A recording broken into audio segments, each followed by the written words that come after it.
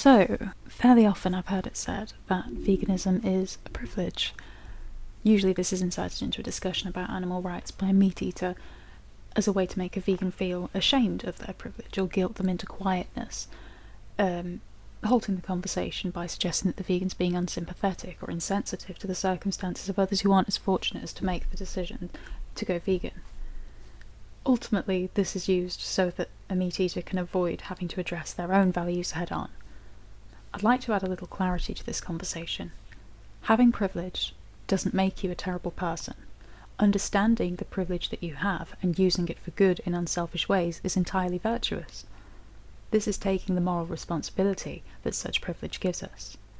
The privilege that vegans have does not exist because we are vegan. Choosing veganism is not choosing privilege. The privilege that we have is the privilege of choice. We are privileged because we have access to and are in control of our food and the products we consume. But vegans are not alone in having this privilege of choice. Within the societies that vegans stand, the majority of people around us have this same privilege. What counts is what we do with that privilege. We can choose to use our privilege to make kind choices and opt for the vegan options that are available to us, and as they are available to the majority of people who walk among us, or to take advantage and take for granted the privilege that we have, choosing to be ignorant to our responsibility not to cause harm.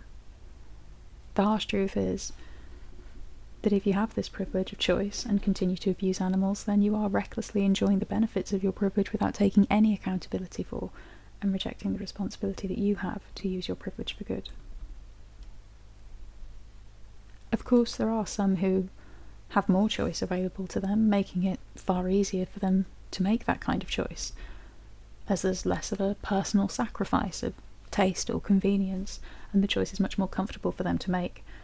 But this is true of all food that they have access to, not just vegan food.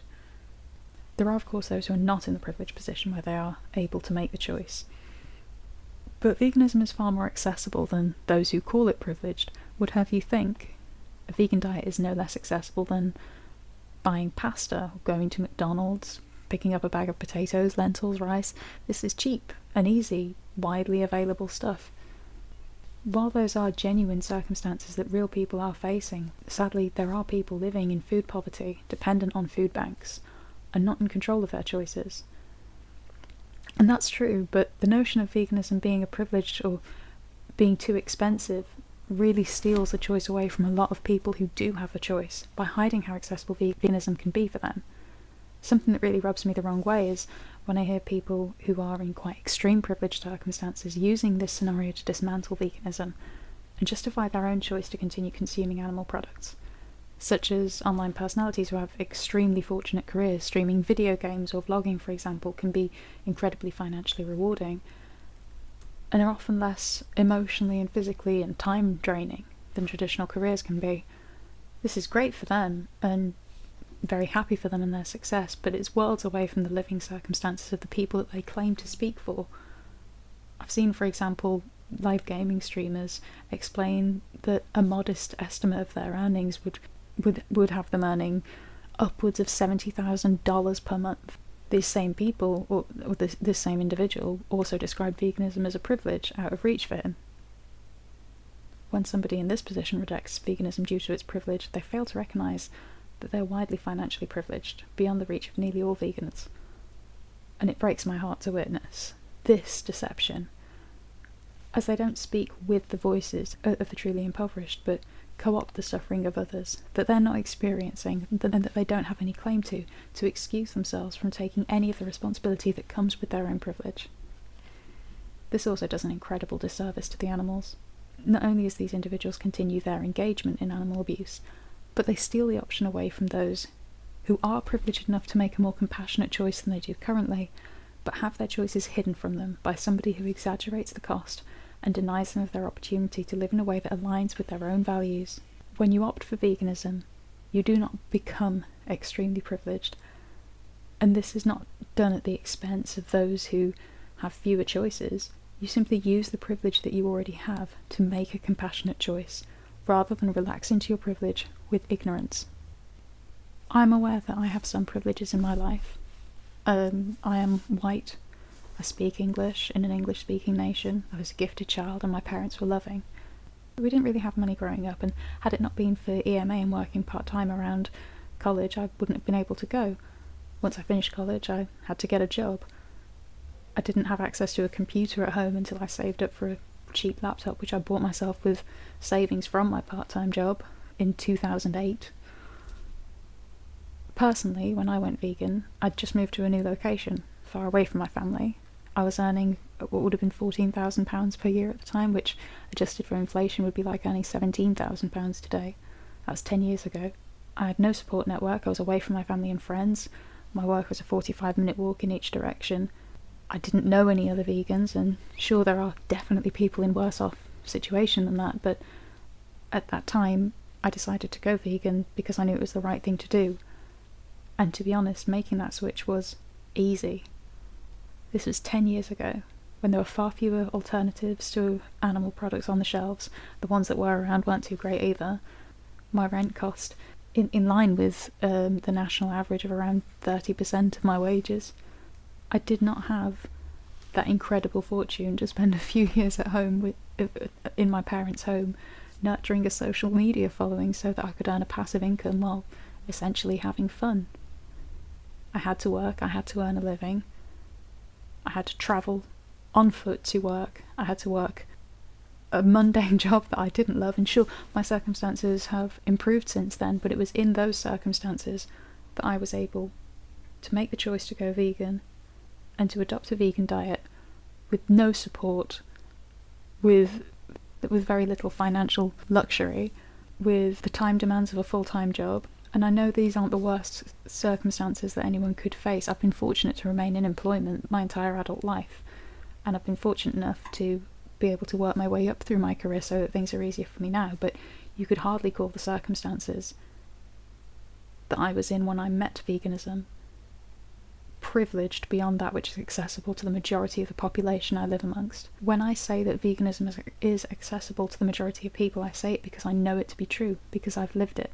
And it makes me shudder to think of people in circumstances similar to those which I found myself in, who do not want to abuse animals, being deceived into thinking that living an ethical lifestyle in alignment with the values that they hold is out of their reach, having their lower income weaponized against them by people who really don't understand what it's like to live closer to the breadline, dictating to them what they're in control of in order to protect themselves and their own ego.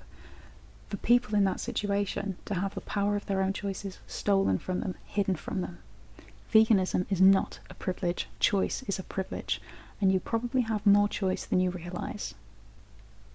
Often people will adopt this mistaken belief of veganism being a privilege due to what they observe around them on supermarket shelves. But veganism doesn't have to include luxury products. Often specialty products will be highly marked up, and the illusion this creates is that veganism is about buying Beyond Burgers and vegan Ben & Jerry's or pricey coconut-based camembert alternatives, but at its heart that's not really what veganism is about. These are great products that are available to those who can afford them, but that's true of premium meat products too. There is a cost disparity in any diet. What we find these days is that there's this incredible luxury of choice. Often people don't realise quite how cheap veganism really can be. Pretty much every supermarket in the UK sells these alternatives in what I would put down to 3 price tiers. Usually you'll have this luxury premium brand such as Beyond Burgers, then there'll be something like a mid-range store brand or a mid-range brand that you see in many supermarkets. In the world of burgers, that would be the equivalent of Linda McCartney burgers or the range that have come out from Bird's Eye. And then you'll have the supermarket's budget brand, which is just so incredibly affordable. Take these from Tesco, for example, at $1.75 for 8 burgers. If you can afford to buy meat burgers, you can afford to buy 8 burgers for £1.75. That's very budget friendly, and for a lot of people it's accessible. Even if this budget range of meat and dairy alternatives is not available to your budget, you still don't even need to purchase these. Often people don't realise just how cheap veganism can be, because they're unconfident about cooking with whole plant foods as a bulk basis of their diet, and also have the expectation that this will be more expensive. people aren't necessarily always fully aware of the seasonality of fruits and vegetables and how these prices fluctuate. So sometimes someone might attempt to cook with more plant-based foods, but seek things out when they're off season and look only for veg they're really familiar and confident with cooking, and this will make it seem more expensive than it needs to be. Shopping seasonally can really help to manage a budget. If you're on a very stringent budget, take Aldi Super 6 for example, you can see every week or so this updates with new seasonal veg that fall into this incredibly affordable price range. Tesco have a similar option. If you let these discounted ranges that, I mean, in the UK, it's very unusual to not have access to a major supermarket chain, and pretty much all of the supermarket chains will have seasonal veg in reduced accessible pricing. Pretty much every supermarket chain will have some sort of weekly or bi-weekly rolling set of seasonal veg on offer that week. What people sometimes struggle with is a lack of confidence in the kitchen to adapt to the fruit and veg that's available to them, the fruit and veg that's budget friendly that week. It means having to be reactive to what's available at the time, and sometimes people are not necessarily as aware of how to use a wider range of fruits and vegetables in their cooking. In order to support making that style of budget friendly cooking accessible, I'm going to start sharing how I would adapt to using those vegetables. Just as much notice as anybody else of what fruit and veg are going to be available at any given time, but I'll let the affordable fruits and veg available in supermarkets dictate to me what I'll purchase each week, and I'll plan a few meals around that to help give a bit of inspiration about how to adapt to what's available to you, help give a bit more confidence with working with the maybe less familiar fruit and veg, or planning a weekly menu around whatever's available at the time. So I'll start posting this really budget-friendly series, cooking seasonally with a couple of staples, but reactively consuming the plants that fall within the special offer group in major supermarket chains.